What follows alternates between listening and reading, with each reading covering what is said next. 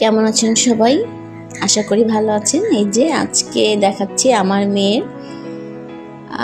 চুল কাটা অনুষ্ঠান, যেটা হয় আর কি। এরপরে চুল ফেলানো হলো, এরপরে হলুদ দিয়ে স্নান করানো হলো, এরপরে হচ্ছে যজ্ঞ অনুষ্ঠান, যেটা হচ্ছে নামকরণের জন্য করা হয়। আমাদের মধ্যে যে যজ্ঞ পূজা করার পরে মেয়ের নামকরণ করা হবে।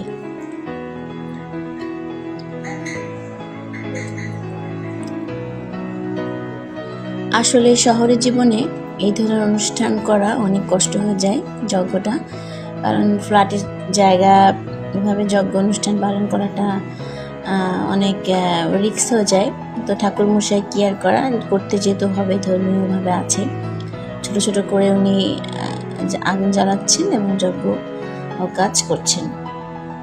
আমার শাশুড়ি মা আছে এখানে, আমার ভাইয়ের ছেলে, সে আর কি সব কিছু রেডি করে দিচ্ছে।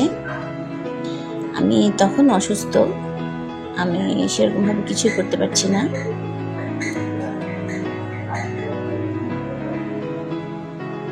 প্রদীপ জ্বালানো হবে। এই প্রদীপে হচ্ছে যে এই নামটা সবচেয়ে বেশিক্ষণ জ্বলবে, মানে শেষ পর্যন্ত থাকবে, সেই নামটাই রাখা হয়। যে প্রদীপ জ্বালানো হচ্ছে, সবাই নাম বলছে। এই যজ্ঞ অনুষ্ঠান শেষ হলো, এবার হচ্ছে প্রদীপ জ্বালিয়ে দিয়েছে। তো প্রদীপের মাধ্যমে তার নামকরণ সুনির্দিষ্ট হয়েছে। ওই যে দেখা যাচ্ছে, আমি একটু কাছ থেকে দেখানোর চেষ্টা করছি। এই যে এখন বোঝা যাচ্ছে ব্যাপারটা।